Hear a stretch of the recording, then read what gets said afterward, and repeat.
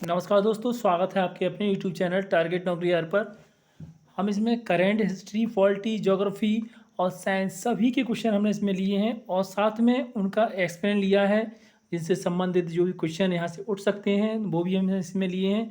जिससे कि आने वाले एग्ज़ाम हैं जो आपके रेलवे या पैट या यूपी का कोई भी एग्ज़ाम हो, तो सभी के क्वेश्चन हैं इसमें, मिक्स क्वेश्चन हैं और लगभग दो दो तीन तीन क्वेश्चन लिए हैं, 15 क्वेश्चन हैं। इन 15 क्वेश्चनों से आपको 75 क्वेश्चन आप लगभग कंप्लीट कर सकते हैं, क्योंकि इनसे संबंधित जो क्वेश्चन यहाँ से उठेगा वो आपसे एक भी बाहर क्वेश्चन नहीं जाएगा। तो शुरू करते हैं। और देखिए, आप इसकी पीडीएफ अगर लेना चाहें तो नीचे कमेंट बॉक्स में इसका डिस्क्रिप्शन में वो मिल जाएगा आपको टेलीग्राम का लिंक। आप उस टेलीग्राम से जुड़ सकते हैं और इसकी पीडीएफ भी वहाँ पर आप डाउनलोड कर सकते हैं। तो आइए शुरू करते हैं और शुरू से लेकर एंड तक बने रहें। साथ में आपके कितने क्वेश्चन इसमें सही जाते हैं आप ये ज़रूर बताएं कमेंट बॉक्स में, जिससे कि आपकी तैयारी आपको पता पड़ जाएगा हाँ आपकी कितनी तैयारी है। आपने तैयारी कर रहे होंगे काफ़ी समय से, तो आपकी तैयारी और इम्प्रूव हो तो इससे इस क्वेश्चन की जो क्यूज है वो पूरा लगाएं। तो पहला क्वेश्चन है, सतत विकास लक्ष्यों के इस सूचकांक में फर्स्ट नंबर पर कौन है? एंड सस्टेनेबल डेवलपमेंट इंडेक्स जो निकला है, अभी निकला है, ज़्यादा समय नहीं हुआ है, तो इसमें 2021 का ही है। तो इसमें सबसे पहले नंबर पर कौन है विकास में? तो ऑप्शन इसके बाद आपने देख ली होंगे और आपको 5 सेकंड का समय दिया जाएगा सोचने के लिए, क्योंकि आपका माइंड भी काम करना शुरू कर दे। क्योंकि आपके माइंड के लिए जब 5 सेकंड दिए जाएंगे तो वो सोचेगा और सोचेगा, तब जो है आपका माइंड काम करना चालू हो जाएगा और आप आगे भी यही करना है आपको। तो इसमें आंसर हो जाएगा ऑप्शन नंबर बी, यानी कि केरल। यहाँ पर जो आंसर किया जाएगा केरल। केरल जो है सतत विकास लक्ष्यों का लक्ष्य में सबसे पहले स्थान पर है। और देखिए यहाँ पर अगर इसकी नंबर बात की जाए तो इन्हें 75 अंक दिए गए हैं, केरल को 75 अंक दिए गए हैं। और सबसे लास्ट में कौन है? तो लास्ट में कौन है? तो लास्ट में बिहार है। बिहार जो है लास्ट में नंबर पर है। ठीक है, यानी कि सतत विकास के लक्ष्यों में बिहार सबसे लास्ट में है और केरल पहले नंबर पर है। और देखिए, अगर पूछे केंद्र शासित प्रदेश में सबसे पहले नंबर पर कौन है, तो केंद्र शासित प्रदेश में चंडीगढ़ है। कौन है? चंडीगढ़। ठीक, चंडीगढ़ है पहले नंबर पर, जो कि 79 अंकों के साथ पहले नंबर, सबसे ज़्यादा अंक इसके हैं चंडीगढ़ के। और अगर राज्यों की बात की जाए तो केरल, और केंद्र शासित प्रदेशों की बात की जाए पहले नंबर पर कौन है? तो चंडीगढ़। और सबसे निचले पर कौन है? बिहार। ठीक है, आइए और डेवलपमेंट गोल देखते हैं इसके। देखिए, और कुछ गोल हैं जो कि पहले नंबर पर कौन है, किस राज्य ने किस क्षेत्र में किया है शानदार प्रदर्शन। तो गरीबी नहीं, सबसे ज़्यादा गरीबी कहाँ नहीं है? तो केरल, सॉरी, तमिलनाडु में है। यहाँ पे आप देख सकते हैं, पहला है तमिलनाडु में बिल्कुल गरीबी नहीं है, यानी सबसे कम गरीबी है।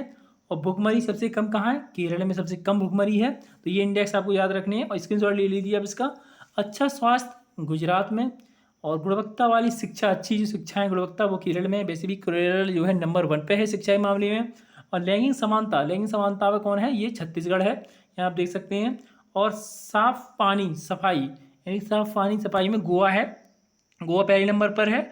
और अच्छी जो इकोनॉमी है यहाँ, एक अच्छी जो इकोनॉमी, अच्छा काम और इकोनॉमिक ग्रोथ कर रहा है, वो हिमाचल प्रदेश। उसके बाद इंडस्ट्री इनोवेशन इंफ्रास्ट्रक्चर, गुजरात जो है ये पहले नंबर पर है इंफ्रास्ट्रक्चर में। और जो है असमानता में कमी, जो कौन सा राज्य है? तो मेघालय। ठीक है, आप यहाँ देख सकते हैं, मेघालय समानता की कमी में पहले स्थान पर है। ठीक है, तो ये इंडेक्स आपको याद रखने हैं, जो कि आपके एग्जाम में जरूर पूछे जाएंगे एक नए क्वेश्चन। नेक्स्ट क्वेश्चन चलते हैं कि दक्षिण पश्चिम रेलवे का पहला रेलवे स्टेशन जिसे बॉटनिकल गार्डन मिला है, बॉटनिकल गार्डन मिला है, आंसर बताइए आपका कौन सा हो जाएगा इसमें? पहला है greenfield station, Dharwad railway station, Karnataka station, Deendayal Upadhyay station. तो दक्षिण पश्चिम का रेलवे स्टेशन है ये। तो इसका आंसर सोचिए, जल्दी से बताइए। ठीक है, आपने आंसर सोच लिया होगा, आपको समय मिल चुका है।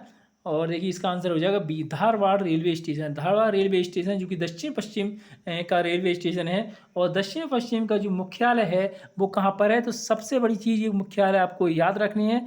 तो दक्षिण पश्चिम का मुख्यालय वो कहाँ पर है? हुबली में है। हुबली। हुबली कहाँ पर है? तो हुबली कहाँ पर है?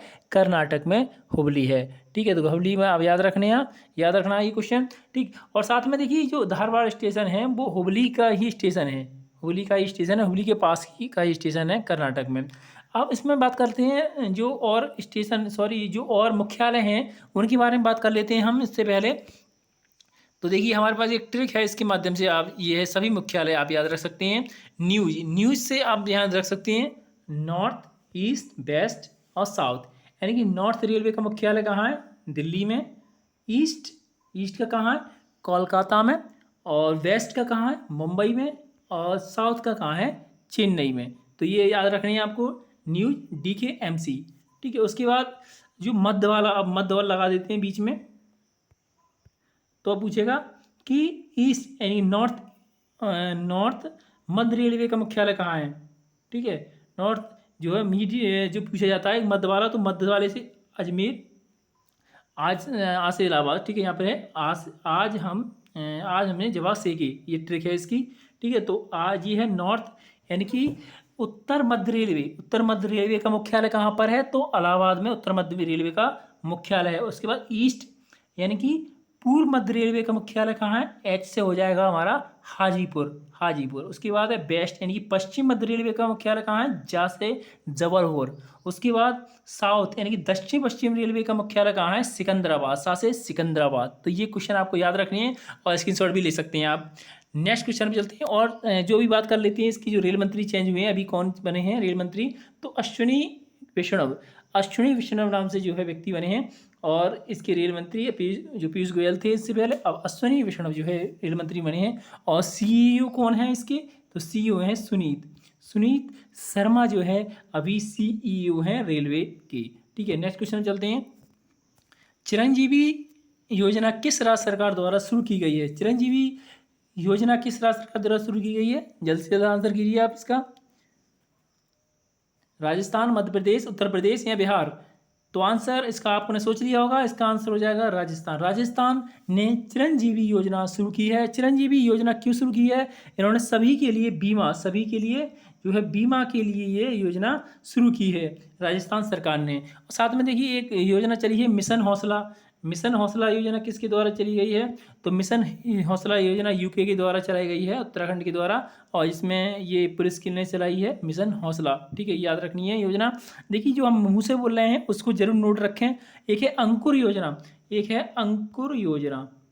अंकुर योजना, अंकुर योजना MP के द्वारा चलाई गई है, MP के द्वारा चलाई गई है। और ये वृक्षारोपण से संबंधित है। ये योजना जो है महत्वपूर्ण है, ये याद रखनी है आपको। देखिए यकीन मानिए बिना करियर के ना कोई इज्जत है और ना सुख है, इसलिए मेहनत कीजिए और बेहतर करियर बनाइए। देखिए आपका अगर करियर बेहतर है तो आपकी सब इज्जत करेंगे लोग, नहीं तो कोई भी आपकी इज्जत नहीं करेगा।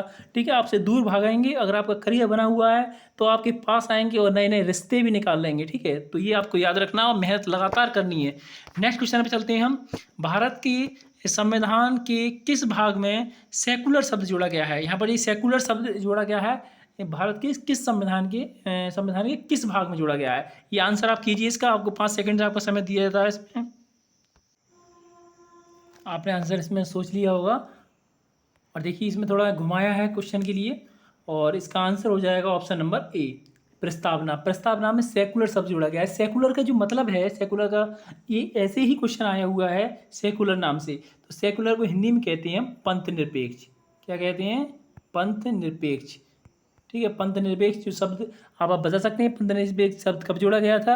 तो 1976 में 42वें संविधान संशोधन 3 जनवरी आपको ये डेट भी याद रखनी है इसमें। 3 जनवरी 1976 को जो 42वां संशोधन हुआ था, इसमें पंथ निरपेक्ष, समाजवाद और अखंडता शब्द जोड़े गए थे। ठीक है, ये जो धर्मनिरपेक्ष और समाजवादी, राष्ट्र की अखंडता शब्द जोड़े गए थे। ठीक है, पहले था धर्मनिरपेक्ष, उसके बाद इसमें जोड़ दिया गया था पंथ निरपेक्ष। पंथ निरपेक्ष का अगर हम साधारण सा मतलब देखें तो जिस राज्य का कोई धर्म ना हो उसे हम पंथ निरपेक्ष कह सकते हैं। ठीक है, तो इसमें जो है 3 जनवरी 1976 में जो 42वां संशोधन हुआ था उसमें जोड़ा गया था सेकुलर। सेकुलर यानी कि पंथ निरपेक्ष। ठीक है, अब जो प्रस्तावना के बारे में बात करेंगे, पहले प्रस्तावना से और संबंधित एक क्वेश्चन और है हमारे पास। जो प्रस्तावना लागू कब हुई ये आपको पता होगा, 26 नवंबर 1949 को, 26 नवंबर 1949 को। और इसी दिन जो है 26 नवंबर को ही विधि दिवस मनाते हैं, यानी कानून दिवस मनाते हैं। नेक्स्ट क्वेश्चन और है एक और, हमारा संविधान प्रस्तावना से ही है।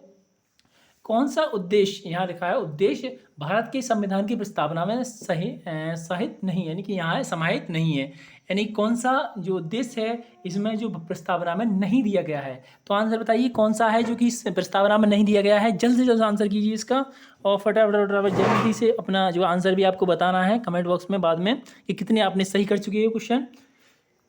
तो इसका आंसर हो जाएगा ऑप्शन नंबर, अब जल्दी से जल्दी सोच लिया होगा आपने, और इसका आंसर हम बताने जा रहे हैं आर्थिक स्वतंत्रता, बी ऑप्शन, आर्थिक स्वतंत्रता।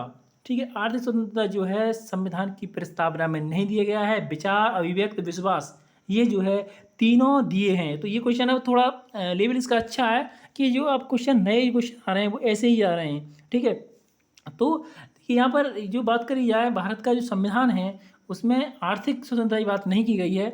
विचार, अभिव्यक्ति की, बोलने की स्वतंत्रता, ये सब जो है इसमें भारतीय संविधान में दी गई हैं। उसके बाद अगर हम बात करी जाए कि जो लोकतांत्रिक भारत कैसा राज्य है, एक भारत का लोकतांत्रिक है, और लोकतांत्रिक जो राज्य होता है, लोकतांत्रिक जो देश होता है, उसमें जो पावर किसके पास होती है, तो जनता के पास होती है।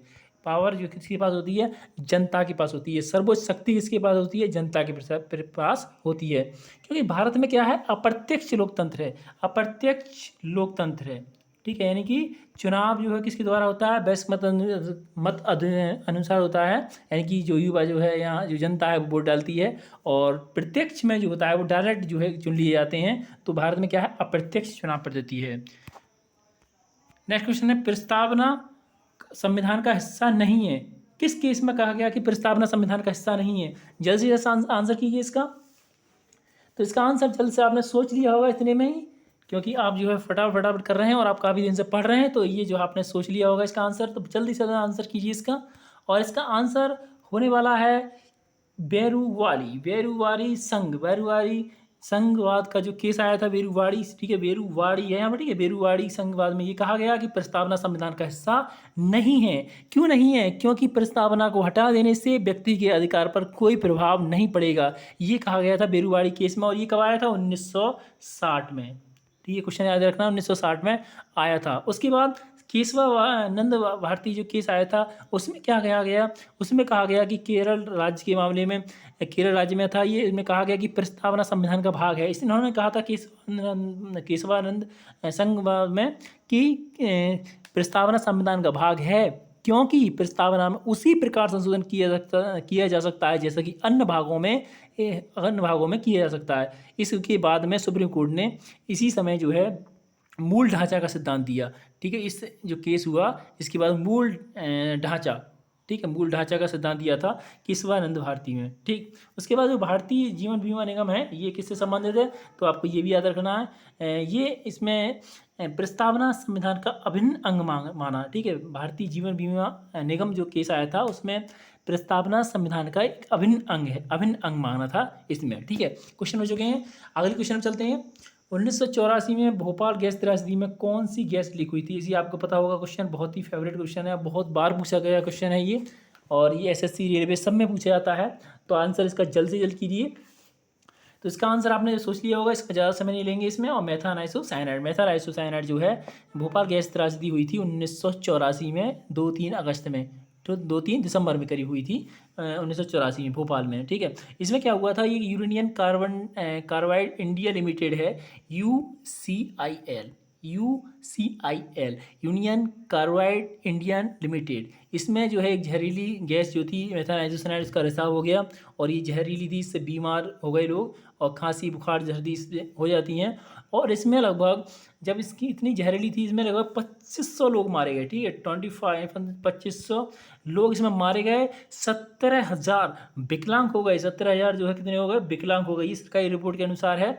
और 30,000 से जो है कम विकलांग हुए, 30,000 लोग करीब जो है कम विकलांग हुए। ये बहुत बड़ी त्रासदी हुई थी।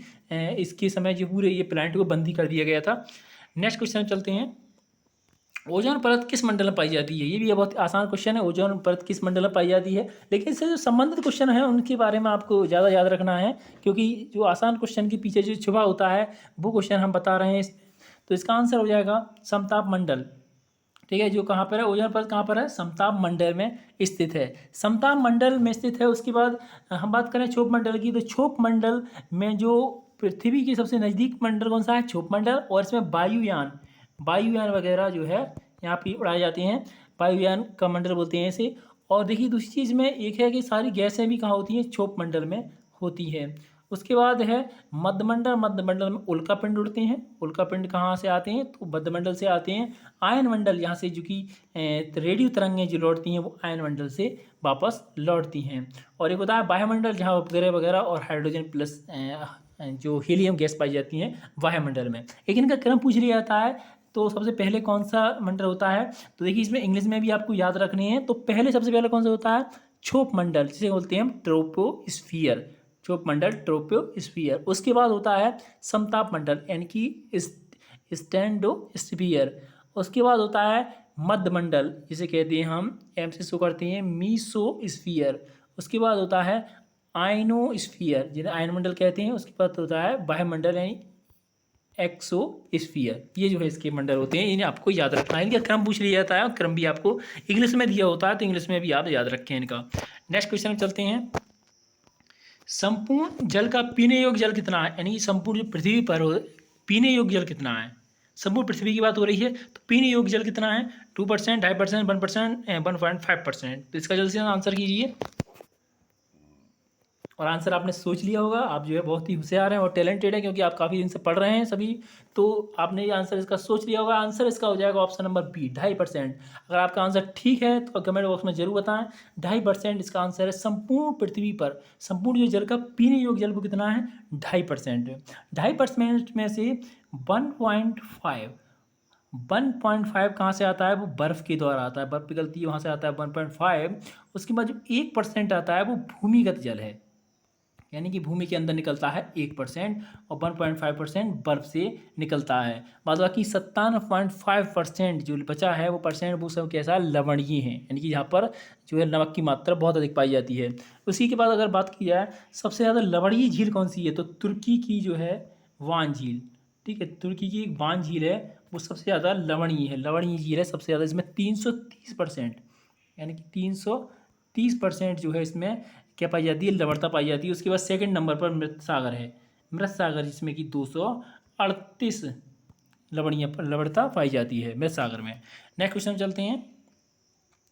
माता पिता वह हस्ती है जिनके पसीने की एक बूंद का कर्ज भी औलाद नहीं चुका सकती। क्योंकि माता पिता आपके लिए बहुत कुछ करते हैं, उनके लिए आपको करना होगा कुछ, और इसके लिए उनको मेहनत करनी होगी और एक अच्छा उन्हें जीवन देना होगा। तो चलते हैं अगले क्वेश्चन पर। राजा राम मोहन राय को राजा की उपाधि किसने दी? बहुत आसान क्वेश्चन है, लेकिन इससे जो क्वेश्चन निकलने वाले हैं वो थोड़ा आपको फायदा करेंगे ज़्यादा। तो इसका आंसर हो जाएगा ऑप्शन नंबर बी, अकबर। आपने पढ़ लिया होगा, अकबर सेकंड ने राजा राम मोहन राय को राजा की उपाधि से सम्मानित किया गया था। राजा राम मोहन राय को आधुनिक भारत का पिता कहा जाता है, नवजागरण का पिता कहा जाता है इन्हें। ठीक है, इन्होंने बहुत आधुनिकीकरण किया। और दूसरी चीज़, इन्होंने ब्रह्मा समाज की स्थापना की। ब्रह्मा समाज की स्थापना इन्होंने कब की?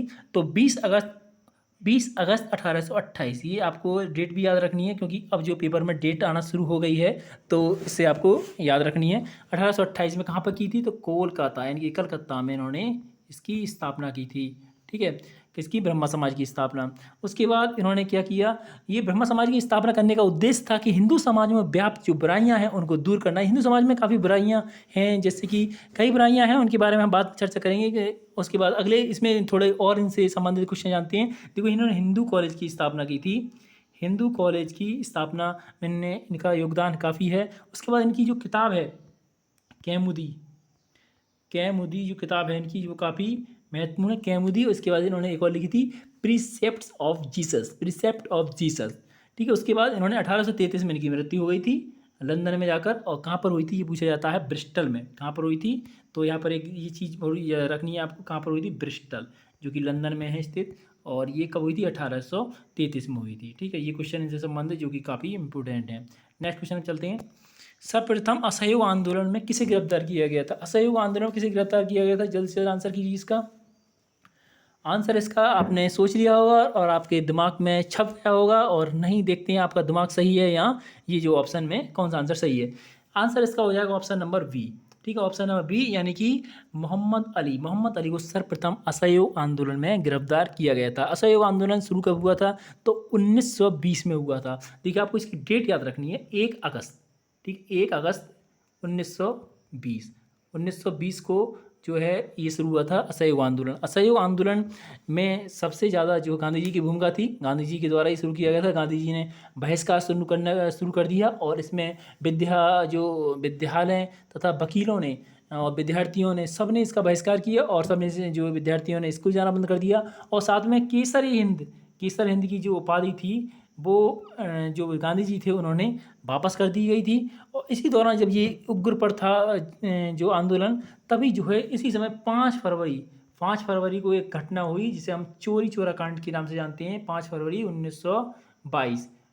1922 को घटना हुई थी चौरी चौरा कांड, ठीक है, इसी समय हुआ था और इसी आंदोलन के दौरान हुआ था। तो ये खूब पूछा जाता है क्वेश्चन कि असहयोग आंदोलन के समय कौन सी घटना हुई थी। तो 5 फरवरी 1922 को चौरी चौरा कांड हुआ था। कहाँ पर? गोरखपुर में, जिसमें एक थाने में आग लगा दी गई थी।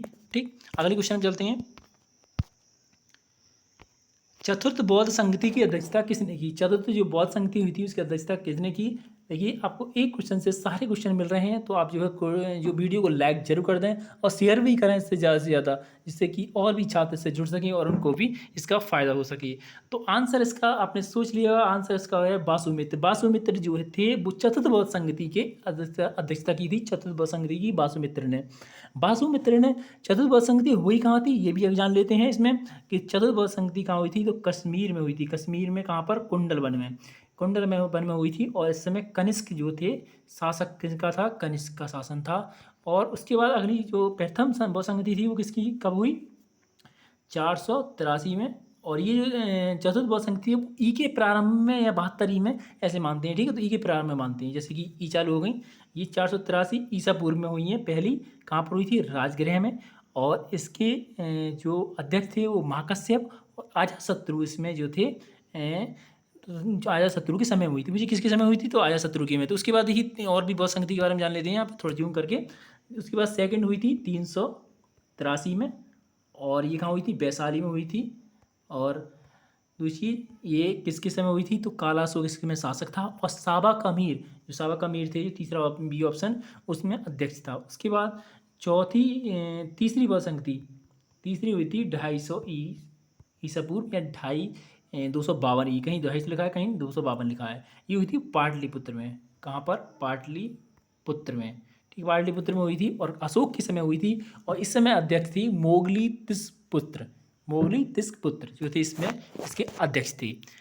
नेक्स्ट क्वेश्चन पर चलते हैं। केसर ऊर्जा, सॉरी यहाँ पर केसर क्रांति किससे संबंधित है? ये ठीक है, यहाँ पर ये थोड़ा आंसर गलत है, ठीक है। तो केसर क्रांति किससे संबंधित है? तो आंसर कीजिए, केसर क्रांति किससे संबंधित है? और ये काफ़ी महत्वपूर्ण क्वेश्चन है और ये थोड़ा नया क्वेश्चन को देखने को मिला होगा आपको। तो इसका आंसर हो जाएगा ऑप्शन नंबर सी, सौर ऊर्जा से संबंधित है केसर ऊर्जा क्रांति, ठीक है। केसर ऊर्जा क्रांति यहाँ पर पूरा है, केसर ऊर्जा क्रांति होगा, ठीक है। केसर क्रांति हो या केसर क्रांति हो या केसर ऊर्जा क्रांति हो, ठीक है, दोनों का आंसर क्या होगा? सौर ऊर्जा, ठीक है। अब देखिए कुछ और क्रांति के बारे में चलते हैं, जैसे कि हरित क्रांति से संबंधित है तो गेहूं से संबंधित है, गेहूं। और दूसरी फसल क्या थी? चावल। तो दो पर ज़्यादा फोकस किया गया था। द्वितीय जो हरित क्रांति थी, सेकंड हरित क्रांति हुई थी, उसमें सबसे ज़्यादा किस चीज़ पर बल दिया गया था? तो दाल और जैविक खाद, जैविक कृषि, ठीक है, दाल और जैविक कृषि पर जो है द्वितीय हरित क्रांति हुई थी उसमें बल दिया गया था 1960 में। उसके बाद कुछ और क्रांति हैं उसके बारे में भी जान लेते हैं। जैसे पीली क्रांति किससे संबंधित है? तो तिलहन से संबंधित है। उसके बाद नीली क्रांति किससे संबंधित है? तो मत्स्य पालन से संबंधित है। उसके बाद कृष्ण क्रांति किससे संबंधित है? पेट्रोलियम से संबंधित है। उसके बाद रजत क्रांति किससे संबंधित है? अंडा से संबंधित है, एग से, यानी अंडा या मांस से संबंधित है। उसके बाद इंद्रधनुष जो क्रांति थी वो किससे संबंधित है? कृषि के संपूर्ण विकास से संबंधित थी, ठीक है। तो ये अदर क्रांतियाँ हो गई। तो एक और क्वेश्चन है हमारे पास, पॉलिटिक्स ऑफ चरखा पुस्तक के लेखक कौन है? पॉलिटिक्स ऑफ चरखा पुस्तक के लेखक कौन है? आंसर करिए इसका जल्द से जल्द। और आपने आंसर इसका सोच लिया होगा, ये हम आशा करते हैं। तो इसका आंसर हो जाएगा option number B, JP Kripalani के द्वारा पॉलिटिक्स ऑफ चरखा पुस्तक की लिखी थी, जेपी कृपलानी के द्वारा। और देखिए एक और जो इकोनॉमिक्स, ये जो पुस्तक है वो इकोनॉमिक्स से संबंधित है। तो इकोनॉमिक्स की और पुस्तक जान लेते हैं, जैसे कि अनबेस्टेस ऑफ रूल ऑफ इंडिया जो कि दादा भाई नौरोजी के द्वारा लिखी गई है, और एक किताब द ब्लाइंड इकोनॉमी किसकी है, विश्वेश्वरैया जो थे इकोनॉमिक्स, उनके द्वारा लिखी गई है। ठीक है, तो ये जो है क्वेश्चन थे जो कि आपको अगर लाइक कर दें जरूर अगर पसंद आए हों तो। और जैसे ही नेक्स्ट वीडियो, डेली एक वीडियो आ रही है आपकी इसमें, इससे कि आपकी तैयारी जो जहाँ पर भी पहुँच गई है उससे और ज़्यादा पीक पर पहुँच जाए। तो धन्यवाद वीडियो देखने के लिए।